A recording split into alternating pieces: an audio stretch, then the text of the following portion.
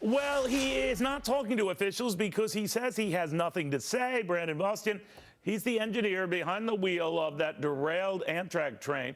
He says he really doesn't remember anything from the crash. Now, some say he's trying to get out of incriminating himself, but is it really plausible to have no recollection of a traumatic event like this? We're watching it and focusing on it because it could go a long way to deciding whether we ever resolve it. To attorney Deborah Blum, who's been looking into this, as well as a psychotherapist, Dr. Robbie Ludwig. All right, doctor, is that possible not to remember, yes, even if you're not badly injured? Yes, absolutely. For psychological reasons. So it's a psychogenic amnesia, which can exist. And that's when something happens that's so painful, so traumatic, your mind almost can't wrap itself around the reality. And in order to protect itself, it basically suppresses the memory prior to the incident. So it's not permanent in all cases, but it certainly can happen. All right, Deborah, I mean, obviously we do know the train was going 106 miles on this turn. The speed limit was 50. Wasn't the train doing that on its own unless some issues come up? So everything is going to go back to him or pointing fingers at him. And maybe that's why he's forgetting all this stuff.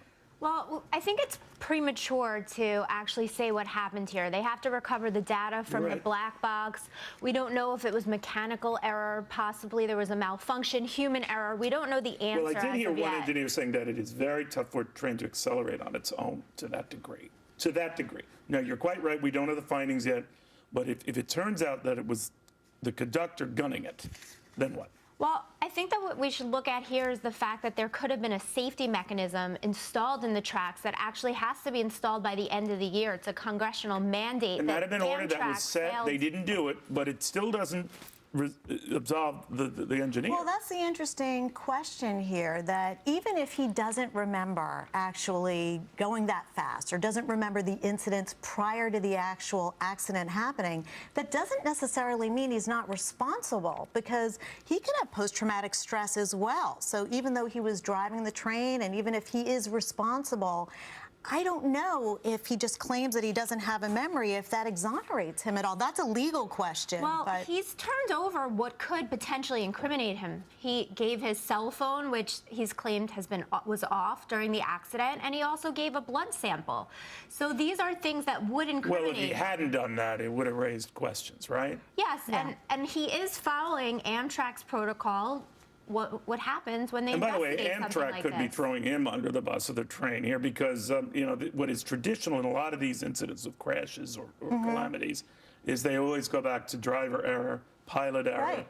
You know what I mean? Absolutely. And the interesting thing about memory is it can happen either way. So sometimes trauma, when something is highly emotionally charged, you remember every moment of it. In fact, you stay stuck in those moments. It really feels more three-dimensional. You can remember those incidents more than, you know, something that happened a few days ago. Is that why we also get even witnesses, and those on the train, recounting it dramatically differently? Absolutely. Yeah. And this is just such a devastating and tragic loss of life. Right, absolutely. And so many of the people on the train, including the person driving it, whether he's responsible or not, could have post-traumatic stress disorder and memory issues. So, you know, this is going to have a huge impact on everybody that was part of this crash. You're right, ladies. And to your point, it was way too early to be able to cast persons. We are looking at all possibilities here. But thank you.